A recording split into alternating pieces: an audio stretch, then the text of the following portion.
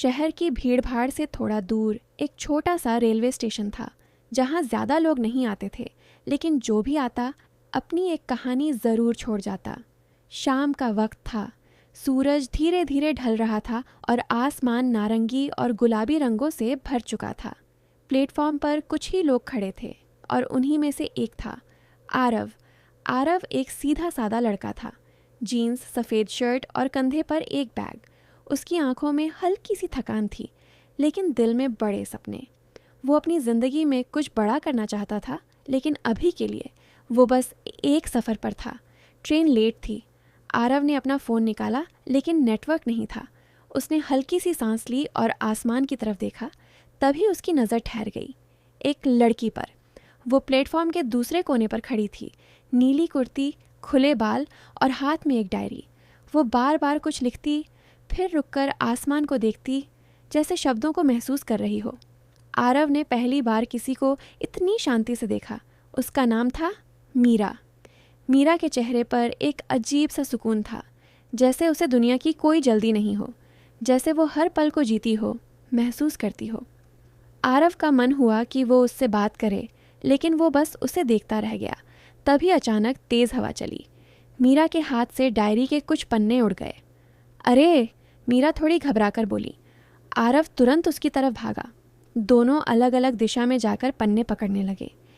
एक पन्ना उड़ता हुआ आरव के पास आया। उसने उसे पकड़ लिया।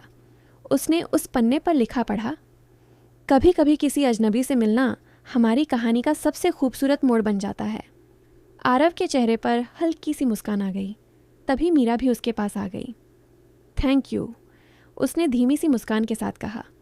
आरव ने पन्ना उसे देते हुए पूछा, तुम लिखती हो? मीरा ने डायरी संभालते हुए कहा, हाँ, थोड़ा बहुत। आरव हल्का सा हंसा। ये थोड़ा बहुत है? मीरा ने नज़रें झुकाते हुए कहा, बस जो दिल में आता है लिख लेती हूँ। कुछ पल के लिए दोनों चुप हो गए। फिर आरव ने अपना हाथ आगे बढ़ाया। आरव, मीरा ने भी हाथ मिलाया। मीरा, उस एक छोटे से स्पर्श में कुछ था जो दोनों ने महसूस किया, लेकिन समझ नहीं पाए। तभी दूर से ट्रेन की आवाज़ सुनाई दी। आ गई, आरव ने कहा। हम, मीरा ने धीरे से जवाब दिया। दोनों उसी ट्रेन में चढ़ गए। संयोग था या किस्मत, दोनों एक ही डिब्बे में आमने सामने की सीट पर बैठ गए। ट्रेन चल पड़ी। खिड़की के बाहर सब कुछ पीछे छूट रहा था, लेकिन अंदर कुछ नया शुरू हो रहा था। वैसे, आरव ने चुप्पी तोड़ते हुए कहा, तुम्हारी कहानी का नाम क्या है? मीरा ने उसकी तरफ देखा, फिर मुस्कुराकर बोली, अभी तक नहीं सोचा। मैं बताऊं? आरव ने पूछा। हाँ, बताओ। आरव ने थोड़ा सोचा, फिर कहा, पहली बार। मीरा ने हैरानी से पूछा, क्यों? आरव ने उसकी आंखों में देखते हुए कहा, क्योंकि कुछ कहानियाँ सिर्फ एक बार ही शुरू होती हैं। मीरा कुछ नहीं बोली, बस खिड़की के बाहर देखने लगी, लेकिन उसके होठों पर हल्की मुस्कान थी। रात धीरे धीरे गहराने लगी। डिब्बे में हल्की रोशनी जल गई। लोग सोने लगे, लेकिन आरव और मीरा जाग रहे थे।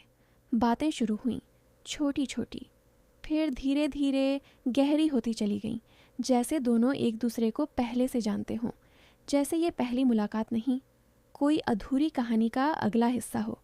रात के करीब 2 बजे मीरा ने धीरे से कहा, कभी कभी लगता है कुछ लोग अचानक ज़िंदगी में आते हैं, लेकिन बहुत ख़ास बन जाते हैं।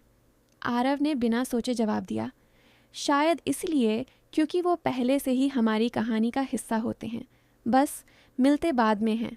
मीरा ने उसकी तरफ देखा और उस पल दोनों समझ गए, ये सिर्फ एक सफ़र नहीं है, ये कुछ और है, कुछ जो शायद उनकी ज़िंदगी बदल देगा।